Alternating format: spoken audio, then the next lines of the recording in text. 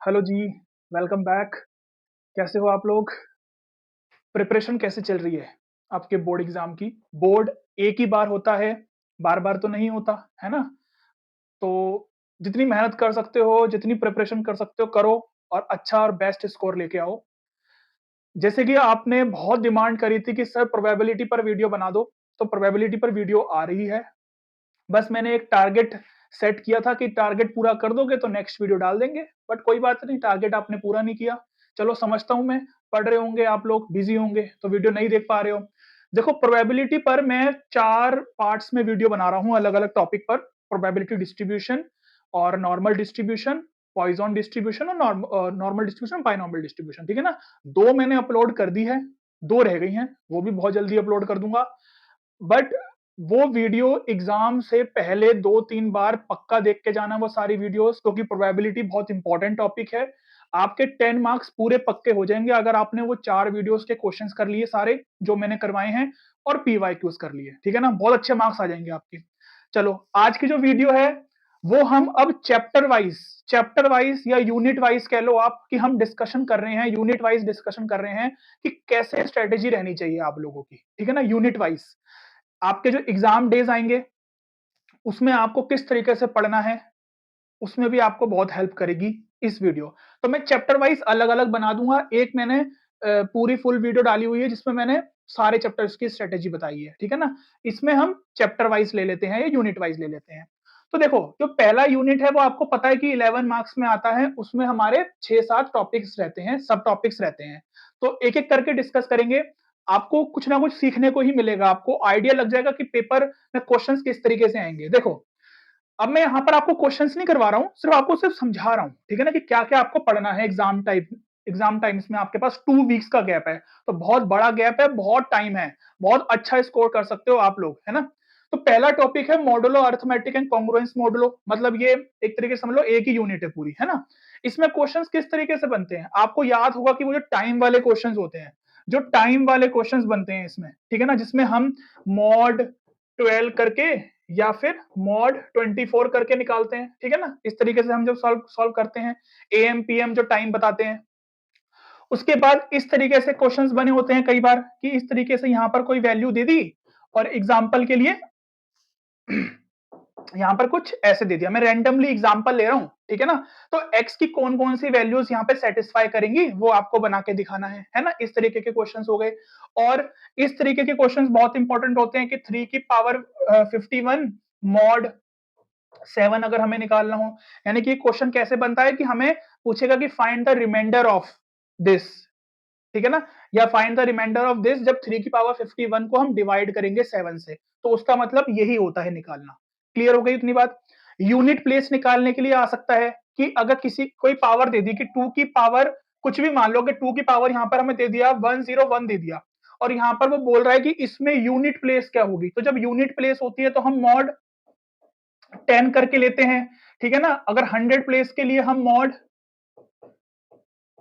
और 10th place के लिए हम क्या करते हैं, मॉड 100 लेते हैं, ठीक है ना? और ऐसे ही उसके बाद हम मॉड 1000 लेते हैं, ठीक है ना? इस तरीके से अगर यूनिट प्लेस निकालनी हो, 10th प्लेस निकालनी हो, मतलब उसकी, या फिर उसकी 100 प्लेस निकालनी हो, तो इस तरीके से जीरो बढ़ाते रहते हैं हम और निकल जाता है। इस तरीके के क्वेश्चंस आपको बहुत मिलते हैं ना कि x की कौन कौन सी वैल्यू सेटिस्फाई करेगा तो वो निकालो, ठीक है ना? तो ऐसे क्वेश्चंस आपको, जैसे ये वाला क्वेश्चन है, ये 2 या 3 नंबर में आ जाएगा, ये 2 नंबर में आ जाएगा, ये वाले क्वेश्चन टाइम वाले क्वेश्चंस और ये वाले क्वेश्चन 1 मार्क्स में आ जाएंगे। तो ये यूनिट ज्यादा से ज्यादा 2 या 3 नंबर से ज्यादा नहीं जाती है, ठीक है ना? मैक्स टू मैक्स 2 नंबर, अगर ज्यादा ही हो गया तो 3 नंबर में इस टाइप का क्वेश्चन पूछ लिया जाएगा, ठीक है ना? तो ये यूनिट मैं मैक्स टू मैक्स बताऊंगा आपको, मैक्स टू मैक्स 2 से 3 मार्क्स की आएगी, ठीक है ना? 2 से 3 मार्क्स की आएगी मैक्स टू मैक्स, इससे ज्यादा की ये यूनिट नहीं आएगी। इसमें कोई केस स्टडी वगैरह नहीं बनती है, सिर्फ एमसीक्यू क्वेश्चंस और 2 मार्क्स के क्वेश्चन ही बनते हैं ज्यादातर। क्लियर है? तो आपको ये क्लियर हो गया होगा कि ये 2 से 3 मार्क्स की यूनिट आ जाएगी, ठीक है ना? तो आपको मैं आइडिया दे रहा हूं कि आपको क्या प्रैक्टिस करनी है, ठीक है ना? और कितने कम टाइम्स में किस यूनिट को कितना टाइम देने की जरूरत है। क्लियर है? क्योंकि आपको यूटिलाइज करने हैं अपने पूरे 2 हफ्ते और अच्छे से प्रैक्टिस करनी है। जिसमें टाइम ज्यादा लगाने की जरूरत है मैं उसमें बताऊंगा कि टाइम कितना लगेगा। इस यूनिट में अगर आप आराम से भी करोगे ना, ये यूनिट 1 से 1.5 घंटे में हो जाएगी पूरी, मतलब ये टॉपिक सिर्फ, अच्छे से कह रहा हूं, अच्छे से 1-1.5 घंटा भी ज्यादा बता रहा हूं मैं आपको। क्लियर है? अब देखो, बोर्ड्स एंड स्ट्रीम वाले क्वेश्चंस क्या होते हैं कि बोर्ड्स एंड स्ट्रीम वाले क्वेश्चंस में क्या होता है। देखो, कई आपके जो एमएल अग्रवाल में भी क्वेश्चंस दिए हुए हैं ना, ये बोर्ड्स एंड स्ट्रीम वाले क्वेश्चंस आपको फॉर्मूले से करने के लिए दिए हुए हैं, लेकिन मैं ये कहता हूं कि इस टॉपिक में फॉर्मूला कुछ भी करने की जरूरत नहीं है। आपको इतना कंफ्यूज कर देंगे वो फॉर्मूले कि आपको समझ नहीं आएगा। बेमतलब के फॉर्मूले बनाए हुए हैं वो, कोई मतलब नहीं है उन फॉर्मूलेस का। आप बिल्कुल बेसिक तरीके से इसको सॉल्व करोगे ना, जो आप 10th में भी पढ़ते थे बोर्ड्स वाले क्वेश्चंस, वैसे करोगे, पूरे नंबर मिलेंगे आपको। ठीक है ना? 1 या 2 नंबर से ज्यादा क्वेश्चन इसमें भी नहीं आएगा। मैं पहले लिख देता हूं कि 1 या 2 मार्क्स से ज्यादा का ये भी टॉपिक नहीं है। ठीक है ना? ये भी टॉपिक नहीं है। क्या क्या आ सकता है फाइंड करने के लिए? फाइंड द डिस्टेंस, डिस्टेंस पूछ सकता है, आपको कुछ दे देगा, डिस्टेंस पूछ लेगा। उसके बाद वो स्पीड पूछ सकता है किसकी, कि find the speed of stream, stream. ठीक है ना? और क्या पूछ सकता है? Find the speed of boat in still water.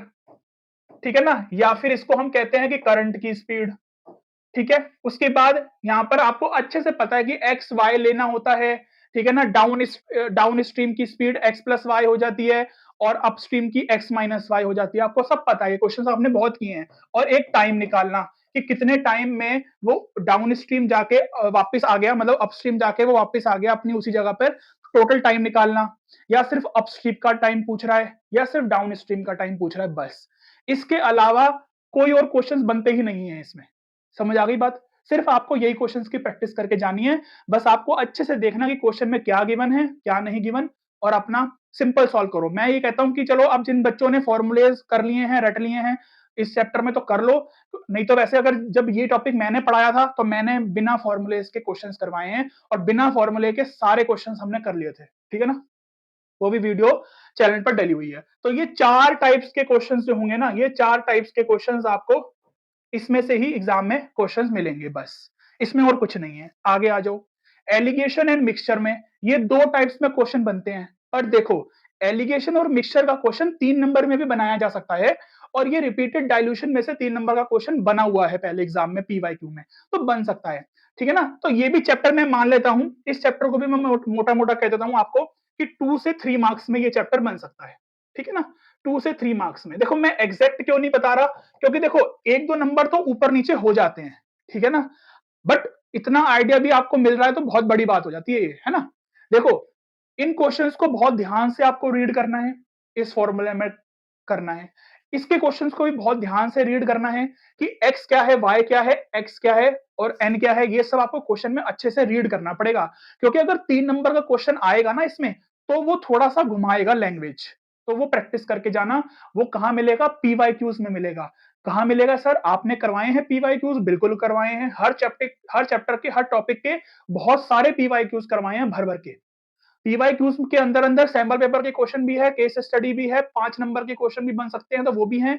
अपनी तरफ से जो इंपॉर्टेंट क्वेश्चंस मुझे लगते हैं वो भी हैं उसमें।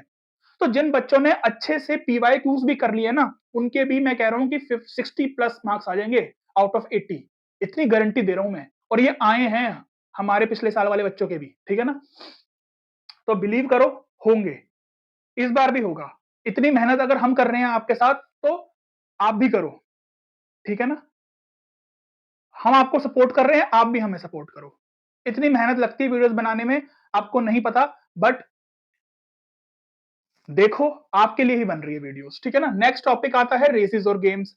अब रेसेस और गेम्स में तो देखो, कुछ भी नहीं होता रेसेस ऑफ गेम्स में, बस आपको थोड़ा प्रैक्टिकल सोचना है। इन क्वेश्चंस में कोई फॉर्मूले की नीड नहीं होती है, क्योंकि ये जितने भी टॉपिक्स अभी हमने पढ़े हैं ना, ये सारे टॉपिक कॉम्पिटिटिव एग्जाम्स में पूछे जाने वाले होते हैं। तो इनमें लॉजिक लगता है, फॉर्मूले ज्यादा नहीं यूज होते हैं। ठीक है ना? जिनमें फॉर्मूले यूज होने होते हैं वो कैलकुलस पढ़ा है, और भी चैप्टर्स पढ़े हैं जिनमें फॉर्मूलेज यूज होते हैं। ठीक है ना? मैट्रिसेस और डिटर्मिनेंट्स हैं, फॉर्मूलेज के बिना नहीं होते हैं वो। तो इनमें ज्यादा फॉर्मूलेज मत रटो, सिर्फ लॉजिक समझो, प्रैक्टिकल समझो, अपनी तरीके से क्वेश्चन को सॉल्व करना सीखो। ठीक है ना? अगर कोई रेस हो रही है तो उसको ऐसे करके बनाओ, ए यहां खड़ा है, वो यहां से यहां आ रहा है, तो बी यहां तक पहुंचा, और ऐसे करके उसको सॉल्व करो। क्वेश्चन आपसे रेसेस और गेम्स का हो जाएगा। ठीक है ना। रेसेस और गेम्स में वो ये पूछ लेगा कि बी की क्या स्पीड होगी, या बी कितने टाइम पर पहुंचा, या बी ने ए को कितने से बीट किया, ठीक है ना। बस इस तरीके के क्वेश्चंस बनते हैं रेसेस और गेम्स में। और रेसेस और गेम्स में भी 1 या 2 नंबर से ज्यादा का क्वेश्चन नहीं बनता, ठीक है ना, नहीं बनेगा। ये भी 1 और 2 मार्क्स से ज्यादा का टॉपिक नहीं है, क्योंकि देखो पूरी यूनिट ही 11 मार्क्स की है, तो 11 मार्क्स में उन्होंने देना तो हर एक टॉपिक में से है, ठीक है ना, चाहे 1 नंबर का ही दे। तो इस वजह से आप ये मत सोचो कि इन टॉपिक्स में से कोई बहुत बड़े-बड़े क्वेश्चंस बन जाते हैं, नहीं, बन ही नहीं सकते यार, ठीक है ना। न्यूमेरिकल इनइक्वालिटी बहुत बेसिक है कि आपको अगर मान लो ऐसे करके कोई 2 इनइक्वालिटी दे दी, ठीक है ना, एग्जाम्पल के लिए समझा रहा हूं मैं सिर्फ आपको कि इस तरीके से अगर मान लो 2 इनइक्वालिटी दे दी यहां पर, ये सिर्फ एग्जाम्पल है, मैं रैंडमली ले रहा हूं एग्जाम्पल, इस तरीके से ले लिया, ठीक है ना। इसमें वो ये बोलेगा कि x कहां से कहां तक लाई करेगा, तो आपको क्या करना है, या तो आप इसको एक साथ सॉल्व कर लो, नहीं तो इन दोनों को पहले सॉल्व कर लो और फिर इन दोनों को सॉल्व कर लो, फिर इनमें देख लो कि कौन कॉमन आ रहा है, जो दोनों को सेटिस्फाई कर रहा हो वो x हो जाएगा, ठीक है ना।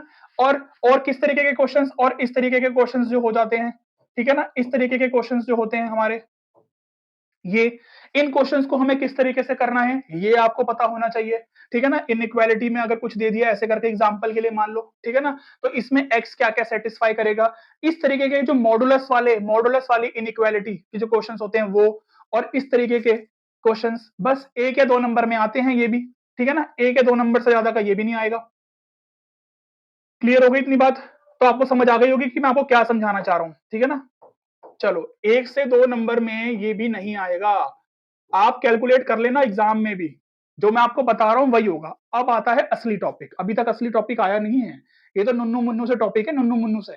ये देखो पाइप्स एंड सिस्टम, ये जो टॉपिक है, ये टॉपिक अपने आप में, ये टॉपिक अपने आप में दम रखता है, ये टॉपिक अपने आप में दम रखता है 4 से 5 नंबर में आने का, ठीक है ना, 4 से 5 मार्क्स में आने का ये दम रखता है ये टॉपिक, ठीक है ना। अब देखो जो चीज है दम रखने वाली वो मैं बताऊंगा ना आपको, इसमें 5 नंबर का क्वेश्चन भी बन सकता है, केस स्टडी भी बनाई जा सकती है इस टॉपिक से। अब जैसे आप कहो कि सर वो बोर्ड्स एंड स्ट्रीम वाले में 5 नंबर का क्वेश्चन बन सकता है क्या, नहीं बन सकता यार, नहीं बन सकता। अगर बन गया तो वो तो भगवान का प्रसाद है, फिर तो मजा ही आ गया। बट ऐसा होता नहीं है ना कि 5 नंबर में वो 12th क्लास में बोर्ड्स और स्ट्रीम वाला क्वेश्चन डाल देंगे, ऐसा नहीं होता। बट पाइप्स एंड सिस्टम वाले क्वेश्चन बहुत घुमा फिरा के पूछे जाते हैं, और थोड़े से कॉम्प्लिकेटेड भी हो जाते हैं कई बार, ये लैंग्वेज अगर घुमा दी जाए तो इसका क्वेश्चन 4 नंबर में केस स्टडी में भी बन सकता है, 5 नंबर में भी बन सकता है, 3 नंबर में भी बन सकता है, ठीक है ना। अब 5 नंबर में सर कैसे क्वेश्चंस आ सकते हैं, चलो हमें थोड़ा आइडिया दो, उसके लिए मैंने ये क्वेश्चंस लगाए हैं।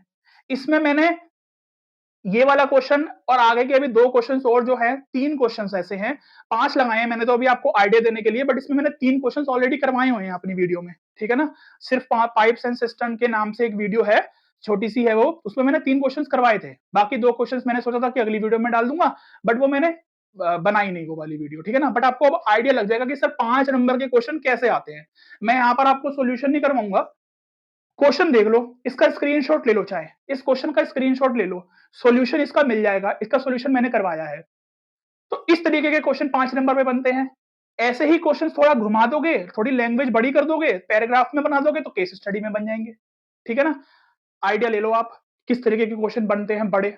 और देता हूं आपको आइडिया, देखो मैंने इस वाले टॉपिक के ही क्वेश्चंस क्यों लेके आया, क्योंकि ये वाला टॉपिक वेटेज अच्छी खासी रखता है, बाकी के तो नुन्नू मुन्नू से टॉपिक है यार, कर लोगे आप, ठीक है ना। इतने पूरा साल आपने पढ़ा है, वो वाले टॉपिक के क्वेश्चन तो आपने बहुत करे होंगे, इसके भी करे होंगे, बट इसके थोड़े से डिफिकल्ट वाले लेवल के क्वेश्चंस आपने नहीं करे होंगे, वो मैंने स्क्रीन पे लगाए हैं, वो देखो अब जरा, वो देखो अब जरा कैसे होंगे। ये देखो इस तरीके के क्वेश्चंस, ये वाला क्वेश्चन देखो, ये वाला क्वेश्चन देखो, स्क्रीनशॉट ले लो और प्रैक्टिस करो इनकी, इनकी प्रैक्टिस करो इस इन टाइप के क्वेश्चंस की। और देखो ये रहा एक क्वेश्चन, ये देखो, करो प्रैक्टिस इसकी। ये एक क्वेश्चन है, करो इसकी भी प्रैक्टिस। देखो दिख रहा है, छोटा सा दिख रहा है, बट ये अच्छा खासा क्वेश्चन है। ये वाला क्वेश्चन देखो, ये इस तरीके के क्वेश्चंस 5-5 नंबर में बनते हैं, ठीक है ना। तो पाइप्स एंड सिस्टम में से इस तरीके के क्वेश्चंस बन सकते हैं। क्लियर होगी बात, समझ आ गया होगा आपको कि यूनिट 1 आपको कैसे पढ़नी है, किसमें कितना टाइम देना है, किस टॉपिक के क्वेश्चंस ज्यादा अच्छे से करने हैं कि कॉम्प्लिकेटेड हो तो हम एग्जाम में कर पाए, क्योंकि ये टॉपिक स्कोरिंग है। ये पाइप्स एंड सिस्टम वाले क्वेश्चन को अगर आप छोड़ दो तो ये टॉपिक स्कोरिंग है। अगर इसकी भी प्रैक्टिस कर लोगे तो बहुत बढ़िया है, 11 नंबर फ्री के हो गए।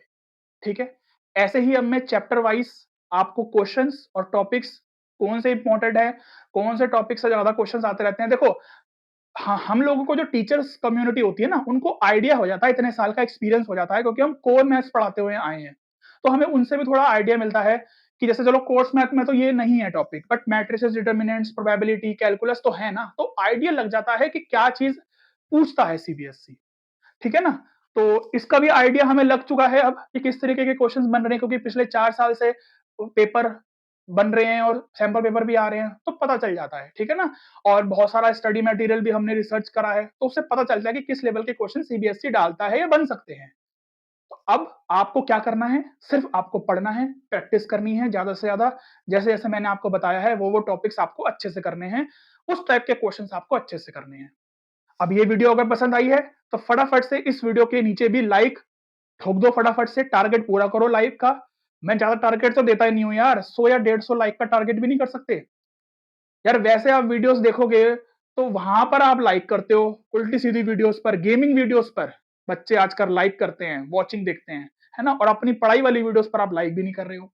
तो लाइक करो अच्छे से, कमेंट्स करो दबा के, और बताओ कि सर हाँ ऐसे ही आप अलग अलग वीडियोस पर स्ट्रेटेजी वाली वीडियो और किस टाइप के क्वेश्चंस बनते हैं वो हमें बताते रहो, तो हम अपने 2 हफ्ते अच्छे से यूटिलाइज कर सकते हैं एग्जाम के। चलो मिलेंगे आपसे नेक्स्ट वीडियो में, बाय बाय।